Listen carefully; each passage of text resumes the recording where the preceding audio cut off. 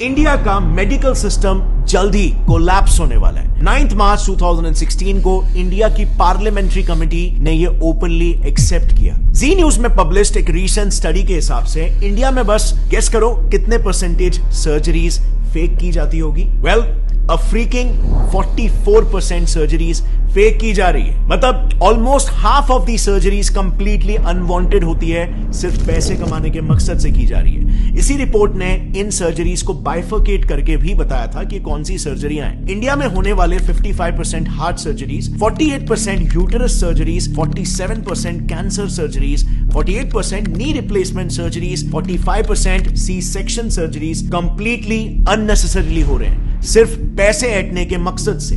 Reason सिर्फ और सिर्फ एक, कॉर्पोरेटाइजेशन ऑफ हॉस्पिटल्स, यानी कि हॉस्पिटल्स को भी कॉर्पोरेट कंपनीज की तरह टारगेट और प्रॉफिट सेंट्रिक बना देना। एक काफी इंटरेस्टिंग रिसर्च पेपर है जिसमें रिसर्चर्स ने महाराष्ट्र के टॉप हॉस्पिटल्स के 43 specialist doctors, senior government x officials और कॉर्पोरेट हॉस्पिटल्स के मैनेजर्स को तक इंटरव्यू किया, ताकि वो इन हॉस्पिटल्स में जो कंपनीज की तरह ही टारगेट बेस्ड स्ट्रक्चर चल रहा है उसे पब्लिकली एक्सपोज कर पाए। And the results were shocking. So सबसे पहले तो सैलरीज की बात करते हैं। सो रिसर्च में पार्टिसिपेट किए रिस्पोंडेंट्स का यह कहना था कि हॉस्पिटल्स में काम कर रहे डॉक्टर्स की सैलरीज में बहुत ह्यूज डिफरेंस होता है। इतना ज्यादा कि न्यूबी डॉक्टर्स को 1 लाख पर मंथ की सैलरी मिलती है, लेकिन सीनियर डॉक्टर्स को 1 करोड़ पर मंथ तक भी ये सैलरी पहुंच जाती है। अब सवाल यहां पर यह आता है कि इतना बड़ा डिफरेंस क्यों? क्योंकि डिफरेंस इनके टारगेट्स में भी होता है। एक सीनियर ऑप्थेल्मोलॉजिस्ट का यह कहना है कि उन्हें एवरी मंथ 1000 पेशेंट्स को कैसे भी करके हाई एंड ट्रीटमेंट्स में कन्वर्ट करना पड़ता है। इसी पर एक और गायनेक रिस्पोंडेंट का कहना यह था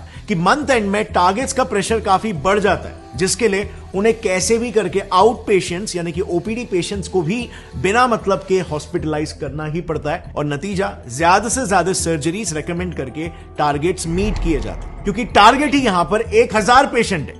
अब आप खुद ही सोचो, हर हॉस्पिटल में, हर डिपार्टमेंट, जैसे ऑप्थेल्मोलॉजी में ही ले लो, उसमें मिनिमम 5 से 6 डॉक्टर्स होते हैं और सबको सिमिलर टारगेट्स दिए जाते हैं। तो just imagine hospitals profit and our loss. And by the way, these targets are taken very seriously. उसी रिसर्च में कई सारे सीनियर डॉक्टर्स का यह कहना था कि अगर कोई डॉक्टर अपने टारगेट्स को लगातार 2 महीनों तक मिस करता है तो बिल्कुल कॉर्पोरेट जैसा ही उसको वर्बल वार्निंग मिल जाएगी या फिर एक मेमो दिया जाएगा, और उसके बाद भी अगर टारगेट्स मीट नहीं होते तो of course tata bye bye. So आप यहां पर देख सकते हो हॉस्पिटल इंडस्ट्री कैसे एक सर्विस इंडस्ट्री होनी चाहिए, जिसमें कस्टमर, पेशेंट टॉप प्रायोरिटी होना चाहिए, बट यहां पे प्रॉफिट टॉप प्रायोरिटी हो जा रहा है। और bye the way, in targets का ट्रैक भी हॉस्पिटल हायर्ड मैनेजमेंट प्रोफेशनल्स यानी कि MBAs, जो कि बड़े बड़े MNCs में ऑपरेटिंग ऑफिसर्स, एग्जीक्यूटिव, सुपरवाइजर्स ऐसे काम करते हैं, ये लोग बकायदा डॉक्टर्स के इन टारगेट्स का ट्रैक रखते हैं। एंड ऑफ कोर्स यहां पर डॉक्टर्स भी उतने ही डेडिकेशन के साथ ये टारगेट्स को पूरा करते हैं, क्योंकि जैसे हमने देखा उनकी सैलरी बहुत ही हाई होती है, लेकिन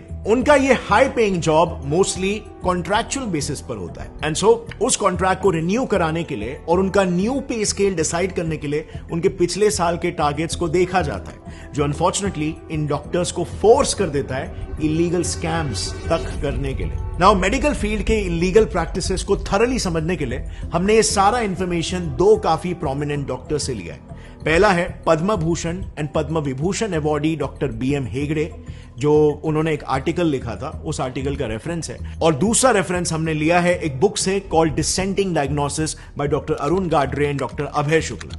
लेकिन काफी ढूंढने के बावजूद भी हमें यह बुक ऐसे पब्लिकली अवेलेबल नहीं मिली, लेकिन हमें बिजनेस इनसाइडर का एक आर्टिकल मिल गया जिसमें उस बुक के कुछ मेन एक्सर्प्ट्स अवेलेबल है। Starting with the first scam, जो इतना घिनौना है कि इंसानियत भी काइंड ऑफ शर्मा जाए। Keeping dead patients alive.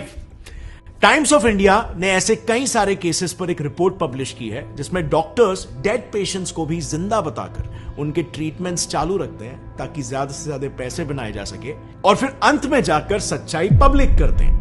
TOI में ही पब्लिश्ड एक केस में एक हॉस्पिटल ने पेरेंट्स को बिना बताए उनके 14 साल के ब्रेन डेड बच्चे को 1 महीने तक वेंटिलेटर पर रखा। सो 1 महीने तक जो बच्चा मर चुका था उसे जिंदा बताया गया और वेंटिलेटर पर रखा, खर्चा जनरेट किया, एंड बाद में हॉस्पिटल गिल्टी प्रूव भी हुआ एंड उनकी फैमिली को 5 लाख रुपए कॉम्पेंसेशन के लिए दिए। अब 5 लाख रुपए मॉनेटरी कॉम्पेंसेशन तो हॉस्पिटल को देने पड़े, बट ये आप और मैं भी जानते हैं कि उस वक्त पेरेंट्स ने जब ये बात सुनी होगी, जब ये सच्चाई उन्हें पता चली होगी, तो उन पर क्या बीती होगी।